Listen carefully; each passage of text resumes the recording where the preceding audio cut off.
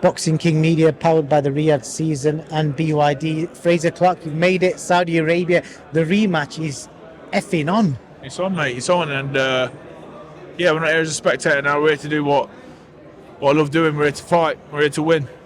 Well, you know, one of the things I want to ask you, I don't think I asked you this since the fight. You obviously had fights before. You had fights in the Olympics. You fought as an amateur. The pain that your body experienced after that fight, explain that to boxing fans who don't get it. Yeah, that was real. If we're honest, and we want to speak really honest, that was actual professional boxing. That was my first fight. That was my first proper fight. Do you know what I mean? Like, the rest were contests, but, well, not even contests really. They were just means to them. But that was my first fight. So to wake up, well, to be scared to go to sleep, and then to wake up in pain was a new experience. Not a nice one either. So it's hard to explain because, like I said, my ears were ringing. You have problems with your gut. Dehydrated. I could have drank for 3 days and I still wouldn't have had enough water in me. I didn't stop sweating for 12 hours. So I was getting a lot of fluid in me. Yeah, and you really find out a lot about yourself. I remember seeing in that change room straight after, you just looked like a shell of a man. Like, literally, like you just be run over, dragged around. But that. I'm just trying to understand the feeling, physical impact of that kind of contest. I can only probably.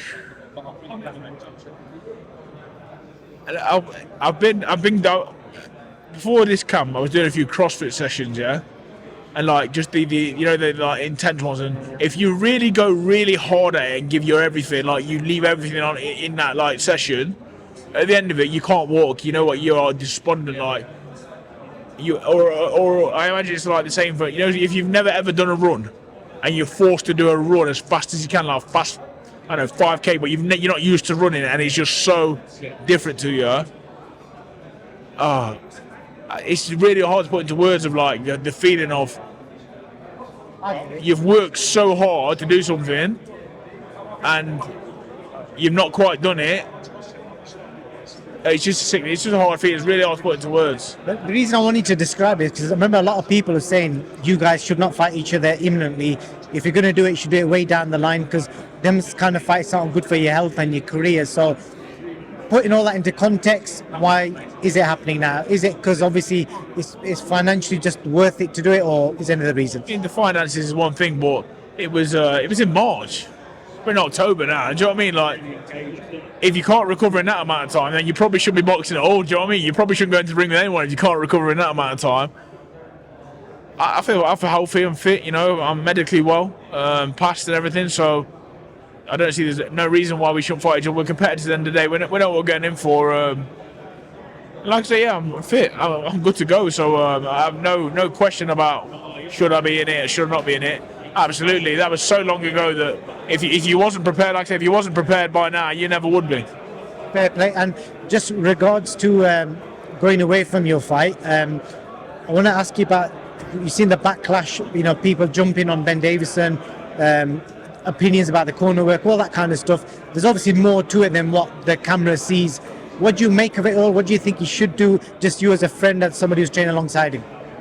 Yeah, listen, no matter what happens in this sport, if it wasn't Ben Davison was talking about, it would have been Don Charles. But someone was going to get talked about one day. Whoever won or whoever lost would have been getting some sort of tongue lashing from everyone.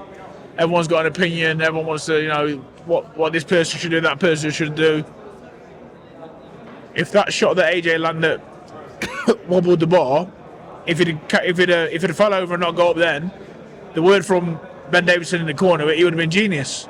Like the Teddy Atlas clip, it wouldn't have been going around like that, wouldn't it? Do you know what I mean? So it's a very fickle sport, and everyone's allowed an opinion now.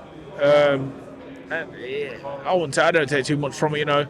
Maybe if you could do it again, Ben, maybe you would have said something a bit different. But you got that much cameras on you now with microphone. You might up your camera up in the corner. I thought once upon a time boxing corners were places where men, it's a lot of men and coaches in general say a lot of bad things in boxing corners. Whatever it takes to motivate your fighter, it's a very personal space. But now everyone gets to hear it, so everyone gets an opinion on it. But yeah, it didn't go down great because there was that, and then there was the Shane McGuigan breakdown as well. So it sounded worse than it was, but it happened, didn't it? Do you know what I mean? And as for AJ, again, he's his own person, and me or no one else can tell him what they can do. We can say what we can think he should do.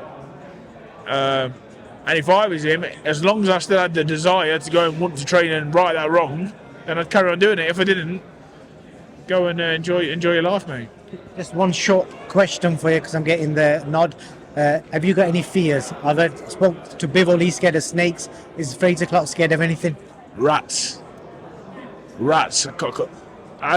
personal experience?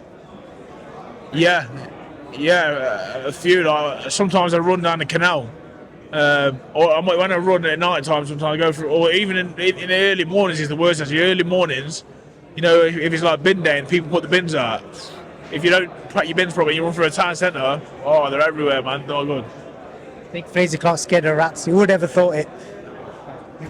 They're like rats, the rodent type. They're like rats in real life. You know what I mean? Fair play, Frazer. All the best, brother. Thank you.